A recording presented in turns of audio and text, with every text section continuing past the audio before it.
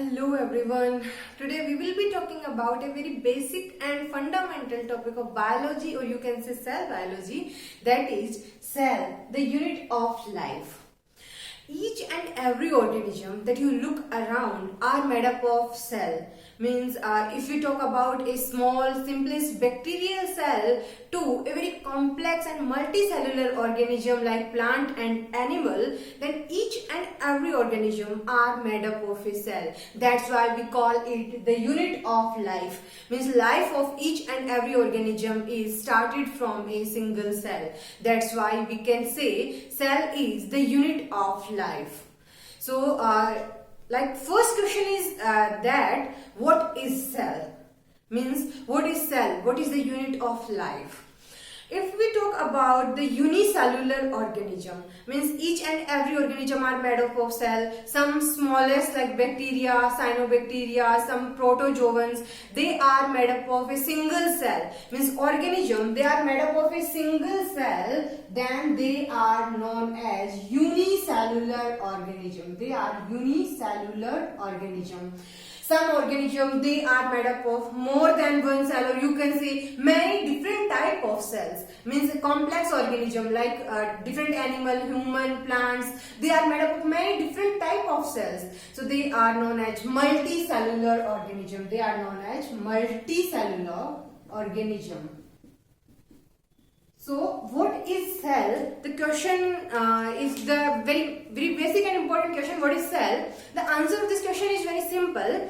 Like if we talk about a unicellular organism, unicellular means a single cell, where a unicellular organism where a single cell perform all the essential function of life. Because unicellular organism है तो उसमें एक simple cell है, वही सारे essential function perform करेगी क्योंकि उसका पूरा ऑर्गेनिज्म का बॉडी वो एक सिंगल सेल ही है. Then all the essential function of the life like digestion, respiration, excretion, all the essential function of life is performed by a single cell.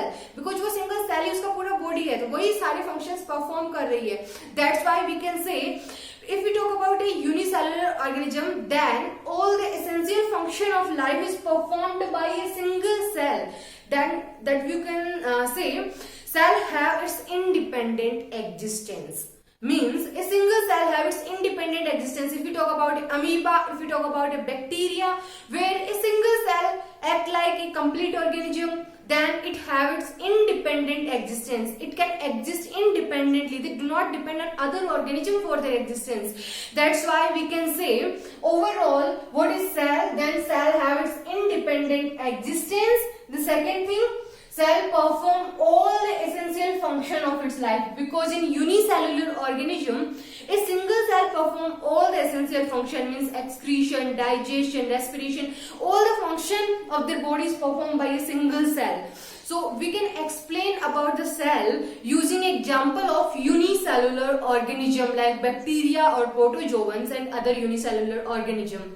So a single cell means what is cell? Cell have its independent existence. It can exist independently, and a cell can perform all the essential function of its life. Clear? Now this is all about the cell. So overall you can say cell is a very basic, fundamental, structural and functional unit of life. What is the meaning of structural unit and the functional unit of life? Structural unit means it is a building block of life. Building block means the life of an organism. Like an organism is built up of many different cells. So you can say it is a structural unit. Means it helps in the formation of structure. Means the structure of your body, structure of a plant, structure of any other animal is made up of different type of cells. So you can say it is a structural unit of life. It is a functional unit of life. Functional means it performs all the essential function of life. That's why you can say cell is a very structured and the functional unit of life of each and every organism. Alright. Now this is all about a cell. Now a scientist, Anton von Leeuwenhoek, who first time discovered a live cell. Anton von Leeuwenhoek is the scientist who first time discovered a live cell. Clear? Now second, Robert Brown is a scientist who first time discovered the structure of nucleus, means a dense dense structure present in the cell that discovered by Robert Brown in the cell, that is nucleus. Fine. This is all about basic and fundamental things about a cell.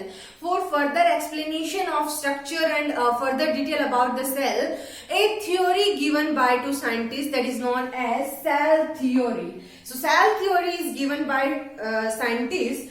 First, Matthias Schleiden. Schleiden is a German botanist who work on like some plant cell, who discover some plant cell, and he give the explanation, or he give the hypothesis that all the plant cell are you can say a plant is made up of different type of cell. He give the hypothesis that a plant is made up of a different type of cell, and this hypothesis is given in 1838. Then at the overall at the same time, a second scientist, Theodor Swan, who was working on he is a zoologist, that he working on animal cell, and he find that each and every animal cell have a thin covering on it. This thin covering, at present time, this thin covering is known as plasma membrane or cell membrane. So you can say Schleiden and Swan, two scientists overall at the same time, both they together give a hypothesis. They together conclude their experiments, and they give a hypothesis, and they together formulate a overall cell theory. So Schleiden and Swan, they together formulated cell theory, but still they don't know, or they are not able to explain like a new cell coming from where. They have no idea about these things, that a new cell coming from air. Still they don't know about these things. So after some time in 1855, a different scientist, Rudolf Virchow come. A scientist Rudolf Virchow, in 1855 he come, and he was the scientist who first time explained that a cell have ability to division, means a cell can divide. A cell have ability, like this is a single cell, this is a parent cell, this have the ability to divide, and it can divide into two daughter cells. This cell also have the ability and divide into two different daughter cells. Means Rudolf Virchow was the first scientist who first explained about these things, that a cell have ability to divide, it can divide into two daughter cells, and he first time gave the hypothesis. The hypothesis was known as omnicellula e cellula hypothesis. What is the meaning of omnicellula e cellula hypothesis? ये भी कई बार question आता है. Rudolf Virchow gives omnicellula e cellula hypothesis given by which scientist? Then Rudolf Virchow. Then what is the meaning of omnicellula e cellula? The meaning of this hypothesis, like every cell come from its pre-existing cell. Means every cell have ability to divide and give rise to new daughter cell. It means you can say every cell have the ability to give its new cell. So you can say every cell come from its pre-existing cell.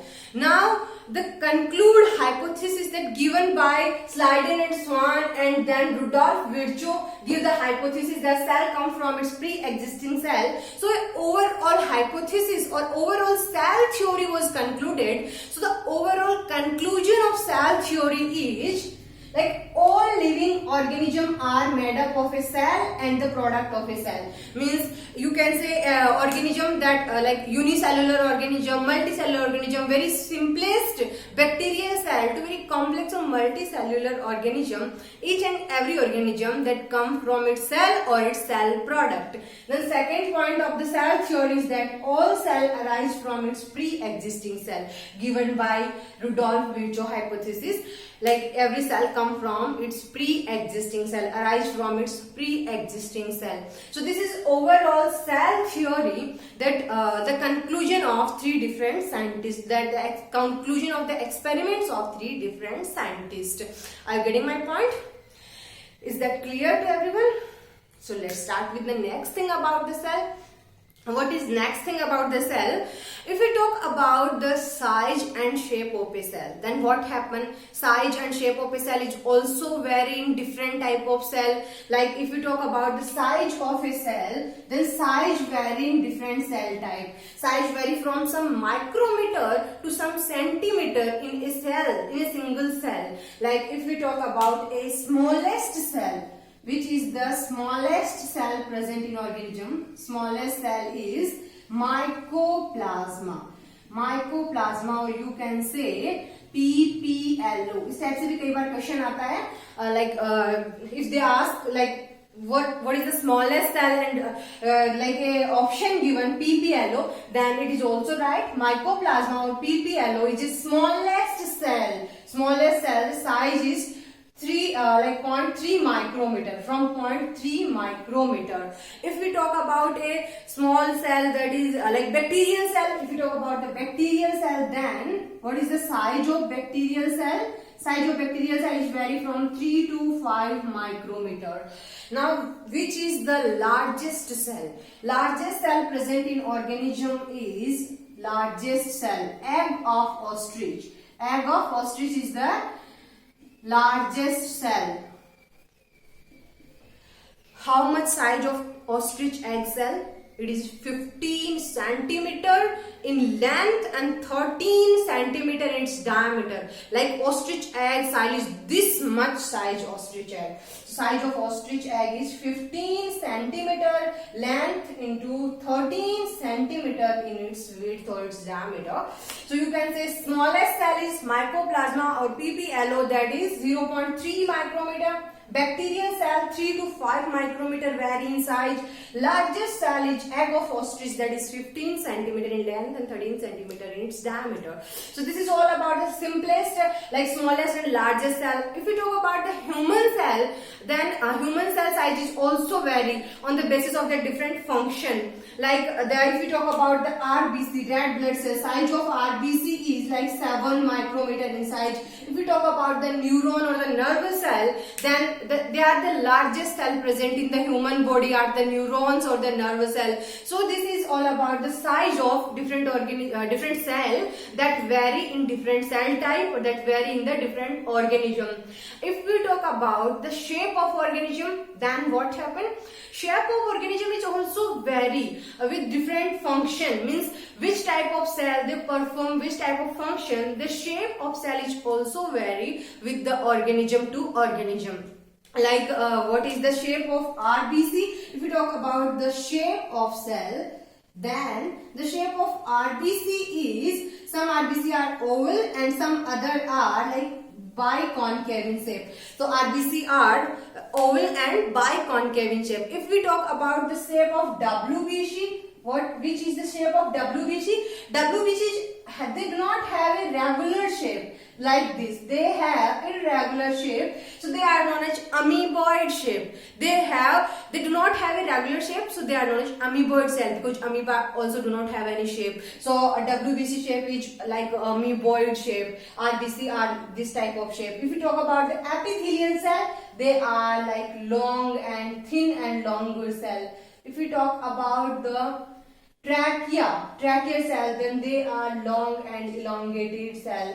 If we talk about the muscle cell, then they are elongated cell. If we talk about the nervous cell, the nervous cell are branched. They have many branches for conduction of the neuron, like this. So you can say shape of cell is also vary with the different function, means which type of function they perform, the shape is also vary. Like elongated shape in epithelial cell, like irregular or amoeboid shape in WBC, like elongated in trachea, like biconcave or oval shape in RBC. The shape of cell is also vary in the different